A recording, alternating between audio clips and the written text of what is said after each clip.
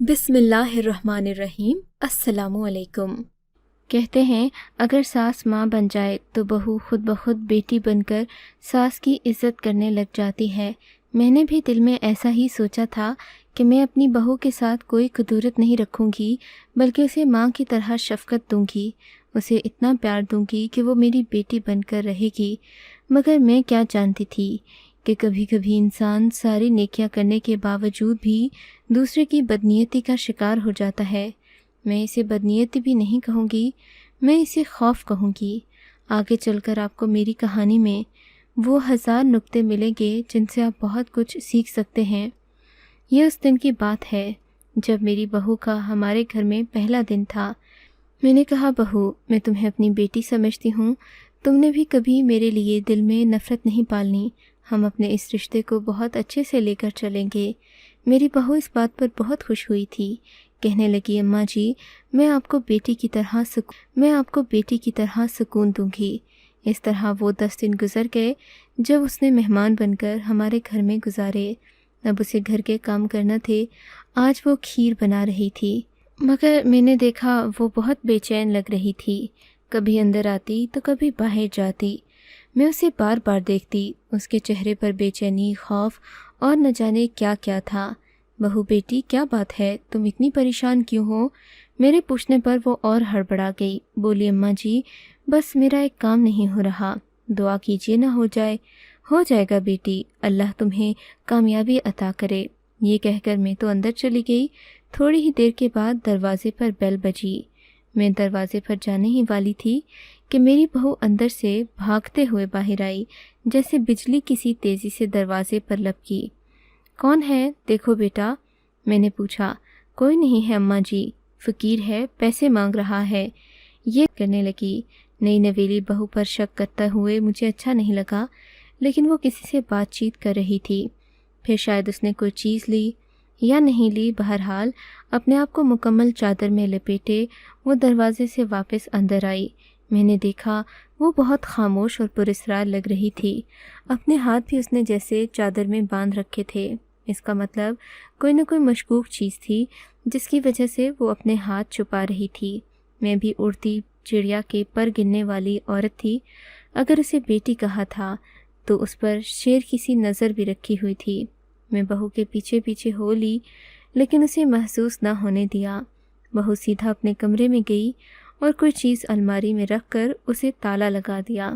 अब मैं समझ गई थी कि ज़रूर कोई न कोई चीज़ है जो बहू ने मुझसे छुपाई है। खैर, हर इंसान के ज़ाती मामलात भी होते हैं, मगर जो खौफ उसके चेहरे पर था उसे मुझे अंदाज़ा हो रहा गहरी है। बहरहाल इसने अपनी अलमारी को ताला लगाकर बंद किया और वापस आकर खीर बनाने लगी। अब वो थोड़ी मुतमईन लग रही थी, मगर फिर भी उसका चेहरा लटका हुआ था। थोड़ी देर बाद खीर बनाकर सबको पेश कर दी, मगर खुद वहाँ नहीं बैठी, सीधा अपने कमरे में चली गई। मैं भी खीर दोबारा बर्तन में लाने के लिए उठी तो बहाने से बहू के कमरे की तरफ चली गई। खिड़की से देखा तो वो अपने बेड पर बैठी रो रही थी। ना सिर्फ ये कि उसकी आंखों से आंसू गिर रहे थे, बल्कि वो बहुत ज़्यादा हिचकियाँ ले लेकर रो रही थी। उसकी परेशानी देखने वाली थी। मैंने उसे कुछ नहीं कहा। मैं जानना चाहती थी कि वो रोती क्यों है, लेकिन मैं इंतज़ार कर रही थी कि कब वो मुझे ख़ुद बताएगी, क्योंकि उसने भी मुझे कहा था कि वो बेटी बनकर मुझे सुकून देगी। मैं वापस आ गई। सब लोग अपनी अपनी बातों में मसरूफ़ थे। मेरा बेटा माजिद अपनी बीवी के बारे में पूछ रहा था। मैंने उसे कहा कि वो किसी काम से गई होगी। थोड़ी देर के बाद मैंने खाना लगा दिया। बहू कमरे से बाहर आई। मैंने उसके दरवाजे पर दस्तक दी। बहू कमरे से बाहर आई तो उसकी आंखें लाल अंगारा हो रही थीं। लगता था जैसे वो बहुत ज़्यादा रोई हो। क्या हुआ बेटी, क्या कोई परेशानी है? नहीं अम्मा, बस घर वाले याद आ रहे हैं। ये कहकर वो किचन की तरफ चली गई। मेरा दिल तो चाहा एक बार जाकर उसके कमरे से वो चीज़ तो देख आऊं जिसने उसे इतना रुलाया, मगर फिर खामोश हो गई, कहीं बहू के एतमाद को ठेस न पहुंच जाए। वैसे भी आजकल की लड़कियां बड़ी होशियार होती हैं। जब मैं खाना खा रही थी तब भी उसके चेहरे पर रोने के आसार मौजूद थे। इस बात को सबने महसूस किया। मेरे बेटे माजिद और मेरे शौहर ने भी उससे पूछा, मगर उसने कोई जवाब नहीं दिया। बात आई गई हो गई। میں بھی اس بات کو نظر انداز کر چکی، مگر صبح ہوتے ہی جب میں اپنے کمرے سے باہر آئی تو دیکھا میری بہو بہت اور سجی سوری تھی۔ تیار تو وہ گھر میں بھی ہوتی تھی، لیکن آج اس کی تیاری کچھ خاص تھی۔ وہ جوتے بھی پہن رہی تھی۔ کیا ہوا بیٹا، تم کہیں جا رہی ہو؟ میں نے حیرت سے پوچھا۔ جی ماں جی، مجھے ایک ضروری کام سے جانا پڑ گیا ہے۔ آپ بتائیے، آپ کو کوئی چیز ضرورت تو نہیں ہے؟ اس نے پوچھا تو میں نے نفی میں سر ہلا دیا۔ بیٹا، تم نے ماجد سے اجازت لی؟ جی امی، ماجد سے میں نے پوچھ لیا ہے۔ یہ کہہ کر اس نے جلدی سے جوتے پہنے اور گھر سے باہر نکل گئی۔ میں دیکھتی ہی رہ گئی۔ واپس جا کر اپنے بیٹے سے پوچھا۔ اس نے کہا کہ مجھ سے تو نگین نے کوئی اجازت نہیں لی۔ اس بات پر مجھے برا تو لگا، لیکن میں بیٹے اور بہو کے درمیان کوئی دشمنی پیدا نہیں کرنا چاہتی تھی۔ میں اپنے کام کاج میں لگ گئی۔ شام کے تقریباً 3 بجے بہو گھر میں داخل ہوئی۔ میں نے دیکھا وہ بہت تھکی ہوئی لگ رہی تھی۔ اس کے ہاتھ میں نہ کوئی شاپر تھا، نہ ہی شاپنگ کے کوئی نشان نظر آ رہے۔ جیسے کسی جگہ پر کام کر کے تھک جاتا ہے انسان، ویسی تھکاوٹ لیے گھر میں داخل ہوئی۔ میں نے اسے لاکھ پوچھا، مگر اس نے مجھے کچھ نہیں بتایا۔ میں نے بھی اس سے بات چیت بند کر دی، کیونکہ وہ مجھ سے کافی باتیں چھپا رہی تھی۔ اسے یہ بات محسوس ہو گئی۔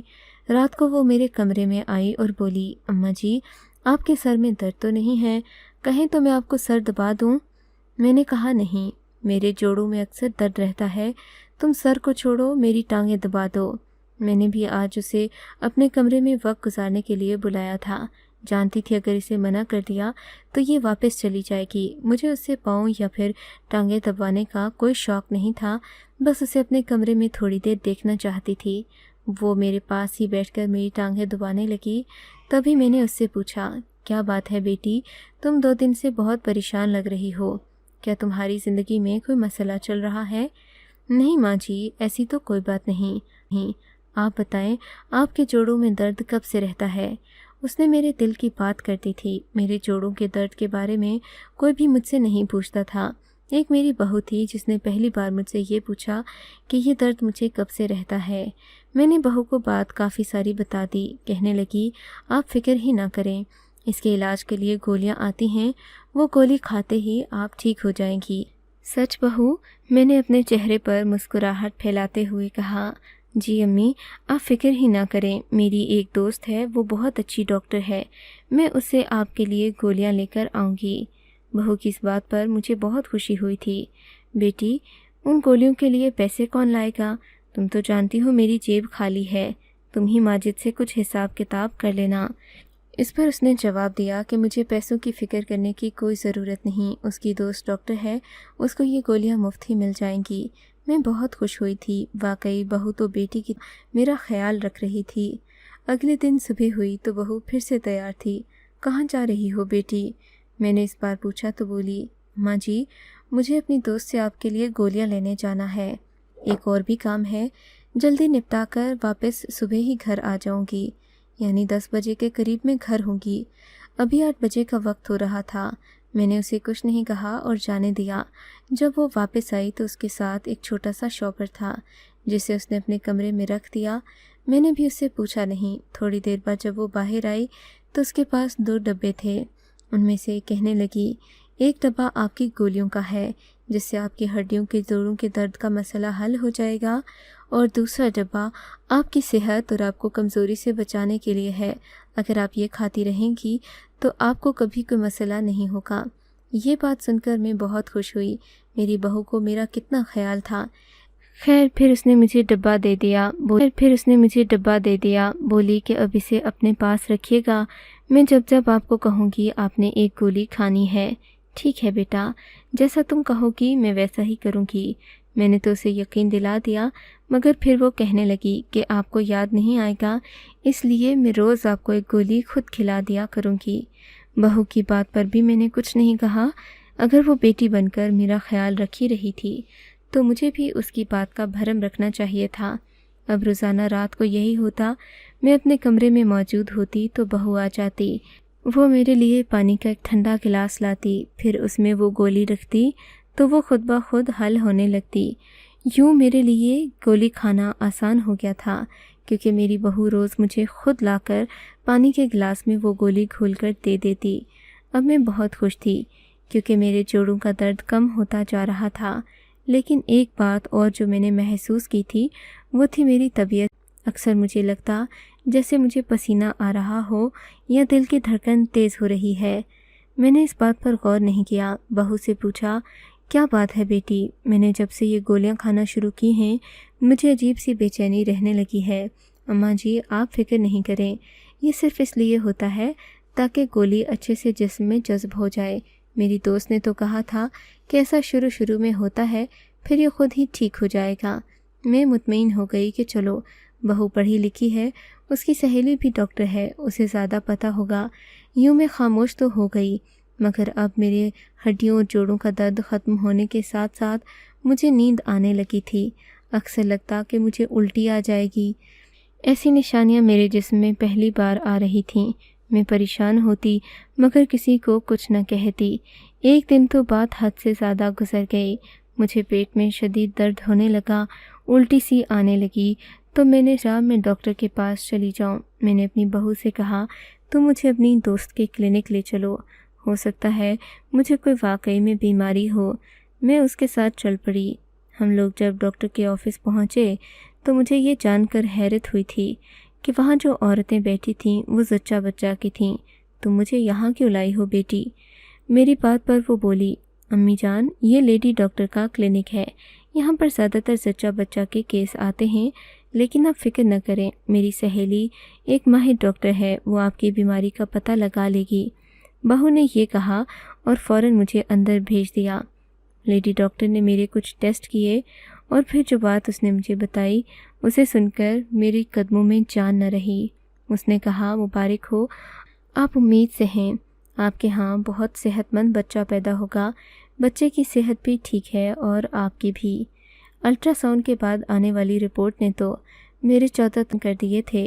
50 سال کی عمر میں بیٹا پیدا کروں گی، میرے تو وہم و گمان میں بھی نہیں تھا۔ تبھی تو میں ڈاکٹر کے پاس آئی تھی، کیونکہ میں کبھی ایسا سوچتی ہی نہیں تھی کہ اب بھی مجھے ایک اولاد نصیب ہو جائے گی۔ اور جب انسان کسی چیز کے لیے تیار نہ ہو تو اس کے دل کو ایسے ہی دھچکا لگتا ہے۔ میں نے ڈاکٹر سے بہت بحث کی کہ ایسا نہیں ہو سکتا، میں بہت بوڑھی ہوں، مگر اس نے کہا کہ آپ کو یقین نہیں ہے تو آپ کسی دوسرے ڈاکٹر سے مشورہ کر لیں۔ میں اب کیا کرتی، کس ڈاکٹر کے پاس دوبارہ جاتی؟ لیکن جب میں نے یہ خبر اپنی بہو کو سنائی تو وہ خوش ہو گئی، بولی، اماں جی اس کا مطلب ہے کہ آپ ایک بار پھر ماں بن جائیں گی اور وہ بچہ اسے میں سنبھالوں گی۔ اس کی یہ بات سن کر مجھے کچھ خاص اچھا نہیں لگا۔ مجھے اس وقت سب کچھ برا لگ رہا تھا۔ میں اس بچے کو ختم کرنا چاہتی ہوں۔ میں نے بے بسی سے کہا، خدا کا خوف کرے اماں جی، خدا کا خوف کرے اماں جی، آپ نے اتنے بچے پیدا کیے ہیں، ایک اور صحیح، یہ والا آپ مجھے دے دیجیے گا۔ میری بہو ہنسنے لگی، ایسی بات نہیں ہے بیٹی، اس عمر میں لوگ بھلا کیا کہیں گے کہ یہ اب بھی بچے پیدا کر رہی ہے۔ لوگوں کا کیا ہے ماں جی، آپ لوگوں کی باتوں پر مت جائیں۔ وہ مجھے سمجھانے لگی۔ بس پھر کیا تھا، 9 مہینے کیسے گزرے میں بتا نہیں سکتی۔ میرے شوہر بھی حیران تھے۔ مجھے اپنے جوان بیٹوں سے شرم آتی تھی۔ جب وہ چھوٹے تھے تب معاملات اور تھے، میں انہیں کچھ نہ کچھ کہہ کر یہ بات چھپا لیتی تھی، مگر اب اپنے جوان بچوں کے سامنے امید سے ہونا مجھے بہت برا لگ رہا تھا۔ میرا دل چاہتا کہ زمین پھٹے اور میں اس میں بس جاؤں، لیکن ایسا کیا کرتی۔ خیر کرتے کرتے وہ 9 مہینے گزر گئے۔ جب مجھے ہسپتال لے جایا گیا میری بہو میرے ساتھ تھی۔ میں نے سوچا تھا کہ وہ میری مدد کرے گی، مگر اس دن جو باتیں مجھے سننے کو ملیں انہوں نے میرے کان کھڑے کر دیے۔ میری بہو اور وہ لڑکی آپس میں کچھ باتیں کر رہی تھیں، کیونکہ وہی میری ڈاکٹر تھی۔ میری ڈیلیوری اسی کے ہاتھ میں تھی۔ میں تو بے ہوشی کے عالم میں تھی، مگر تھوڑی تھوڑی باتیں جو میرے کان پڑیں اس سے مجھے لگا جیسے میری بہو اس معاملے میں بہت دلچسپی رکھتی ہو اور اس نے کوئی نہ کوئی حرکت ضرور کی ہے جس کا نتیجہ میرے سامنے آیا تھا، لیکن میں اس وقت زیادہ باتیں سن نہیں سکی۔ میری بہو جب میں نے آنکھ کھولی تو دیکھا میرے سامنے ہی دستانے چڑھائے بیٹھی تھی۔ وہ بہت خوش لگ رہی تھی۔ اس نے میرے بچے کو گود میں اٹھایا اور اسے پیار کرنے لگی۔ دیور جی کو میں خود پالوں گی۔ बहू की हंसी पूरे कमरे में गूंज रही थी, जबकि मैं मारे शर्मिंदगी के सर झुकाए बैठी थी। इस उम्र में बेटा पैदा कर दिया। मेरे शौहर भी आ गए। इन्होंने बच्चे को देखकर बहुत खुशी का इजहार किया, जबकि मेरे बेटे तो खुशी से पागल हुए जा रहे थे। मगर मैं ये सब समझ नहीं पा रही थी। मैं अपने बच्चे को पालते हुए 3 महीने गुजार चुकी थी जब मुझे अपनी बहू की फ़िक्र होने लगी। बहू, तुम अपने यहाँ औलाद कब लाओगी? मेरे तो कान तरस गए हैं तुम्हारी औलाद की कलकारियाँ सुनने को। मैंने कहा तो वो फ़ौरन से बोली, अम्मा जी, अब इस घर को औलाद की ज़रूरत ही क्या है? आपने हमें बेटा पैदा करके दे तो दिया है, अब हम इसी को पालेंगे, इसके नाज नखरे उठाएंगे और आपको कोई काम नहीं करने देंगे। आपकी अब ये उम्र नहीं है कि आप बच्चों को संभालें। मैं उसकी बात सुनकर सोच में पड़ गई। बात तो तुम्हारी ठीक है, लेकिन तुम अपना बच्चा कब पैदा करोगी? तुम्हारी उम्र निकलती जाएगी, फिर बाद में ये अमल मुश्किल हो जाएगा। मेरी बात पर बहू ने नागवारी का इजहार किया, मगर कुछ बोली नहीं। अब दिलचस्प बात ये थी कि उसने मेरे लिए गोलियों के 2-3 डब्बे और लाकर मेरे कमरे में रख दिए। कहने लगी, माँ जी, आप ये गोलियाँ ज़रूर खाइएगा, ये आपको आसानी होगी। आपके जोड़ों और हड्डियों का दर्द, जो कि आप शायद बढ़ जाएगा, बिल्कुल ख़त्म हो जाएगा। आपकी कमज़ोरी भी दूर हो जाएगी। मुझे अब बहू पर पहले सा यकीन नहीं रहा था। मैंने उन गोलियों को एक तरफ रख दिया। अब मैं इन्हें इस्तेमाल करने से भी डर रही थी। तभी एक दिन मेरा डॉक्टर के पास चेकअप था। मैंने सोचा क्यों ना मैं ये गोलियां भी ले जाऊं, डॉक्टर से पूछ लूं कि जो कुछ भी मैं खा रही हूं उसका इंसानी जिस्म पर क्या असर होता है। जैसे ही मैं डॉक्टर के पास गई, अपनी मामूली सी बात और तकलीफ़ बताकर मैंने वो गोलियां उसके सामने रखीं। डॉक्टर ने उन गोलियों को देखा और फिर कहने लगा, बीबी, ये तो बांझपन दूर करने की दवा है, और जिन औरतों में हार्मोन्स की कमी हो जाती है उनके हार्मोन फिर से बराबर करने के लिए ये दवा उन्हें दी जाती है। जो औरतें शादी वक्त पर नहीं करती, 40-50 साल की उम्र में ब्याही जाती हैं, उन्हें औलाद के मसले होते हैं, तब उन्हें ये गोली दी जाती है ताकि वो अपनी औलाद पैदा करके अपने लिए खुशियाँ हासिल कर सकें। डॉक्टर की बात ने मुझे हैरान कर दिया। तो डॉक्टर साहिब, क्या कोई औरत ये गोलियां खाए तो वो हामला हो जाती है? जी बिल्कुल, इसमें वो सभी चीज़ें मौजूद हैं जिससे एक बूढ़ी औरत में जवान औरत वाली सलाहियत पैदा हो जाती है। मगर कोई ऐसा क्यों करेगा? मैंने दिल में सोचा। आखिर मेरी बहू को मुझसे बच्चा पैदा करवाने में क्या दिलचस्पी थी? ये सोच सोचकर मैं हलकान हो रही थी। तभी बहू के कमरे में डॉक्टर के ऑफिस से वापसी पर जाने का फ़ैसला किया, लेकिन जब मैं घर आई तो वो अपने घर में मौजूद नहीं थी। शायद वो अपने मायके गई थी। बस यही मौका था कि मैं नगीन का कमरा देख लेती। मैं फ़ौरन उसके कमरे में गई। मेरा बेटा घर पर ही था। उसने मुझे ये सारी चीज़ें करने से शुक्र है कि नहीं रोका। मैंने बहू की अलमारी खोली और वो कागज़ लेकर सीधा बाहर निकल गई। बेटे से भी नहीं पूछा। मैंने एक डॉक्टर को जाकर उसी वक्त वो कागज़ दिखाने का फ़ैसला किया। मैं फ़ौरन वापस रिक्शे में बैठी और वो कागज़ लेकर दूसरे डॉक्टर के पास चली गई। इस डॉक्टर की भी अलग से फ़ीस भरी। उसे सिर्फ़ ये पर्ची दिखाई और कहा, इसका क्या मतलब है? डॉक्टर ने जब वो पर्ची देखी तो कहने लगा, ये एक प्रेगनेंसी टेस्ट है और इसके साथ ही इस बात का सबूत भी है कि ये औरत कभी माँ नहीं बन सकती। ये एक औरत का फर्टिलिटी टेस्ट है जिसकी उम्र 25 साल है। डॉक्टर ने मुझे नरमी से सब बता दिया, मगर अब मेरे सामने सब कुछ साफ हो गया था। मैं जान गई थी कि बहू मुझसे छुपाकर कमरे में रखने क्या आई थी। दरअसल ये एक रिपोर्ट थी जिसके मुताबिक वो ज़िंदगी भर माँ नहीं बन सकती और उसकी शादी में कई मसले होंगे। ये पढ़कर मुझे एहसास हुआ कि मेरी बहू ने मेरे साथ कितना बड़ा खेल खेला है। उसके बाद मुझे वो दवा भी देने लगी जिससे कि मैं इस उम्र में भी हामला हो जाऊं। मुझे अपनी बहू की ये चालाकी बिल्कुल पसंद नहीं आई। मैं इस उम्र में बच्चे को कैसे संभालती फिरती। मेरा जी चाहा कि मैं ये सभी बात अपने बेटे को बता दूं, लेकिन फिर सोचा कि औलाद तो अल्लाह की देन होती है। कोई औलाद के लिए किसी पर ज़बरदस्ती नहीं कर सकता। मुझे भी इतनी बातें सुनाने की क्या ज़रूरत है?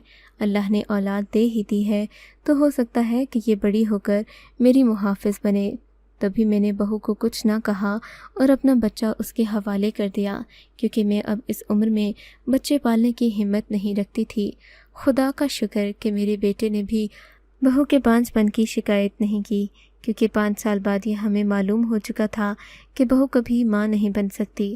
مگر پھر میرے بیٹے کے صبر نے اور اللہ کے کرم نے میری بہو کا گھر بچا لیا۔ یوں آج ہم ایک خوشحال زندگی گزار رہے ہیں۔ میرے بیٹے کے پاس میرا ہی بچہ ہے، جسے وہ پال پوس کر اپنی اولاد کی طرح پڑھانا لکھانا چاہتا ہے۔ سچ ہے کہ وہ بیٹا بنا کر پالے تو اس میں اس کے لیے ایک سکون بھی ہے، جبکہ غیر کی اولاد پالنے پر انسان ہمیشہ اسی غم میں رہتا ہے کہ کل کو وہ چھوڑ کر چلی گئی تو اس کا کیا ہو۔ آپ کو اگر یہ کہانی اچھی لگی ہے تو اس ویڈیو کو لائک کیجیے، اور اس طرح کی مزید کہانیاں سننے کے لیے ہمارے چینل کو ضرور سبسکرائب کیجیے۔ کہانی سننے کا شکریہ۔ آپ سے ملاقات ہوگی اگلی ویڈیو میں، تب تک کے لیے اللہ حافظ۔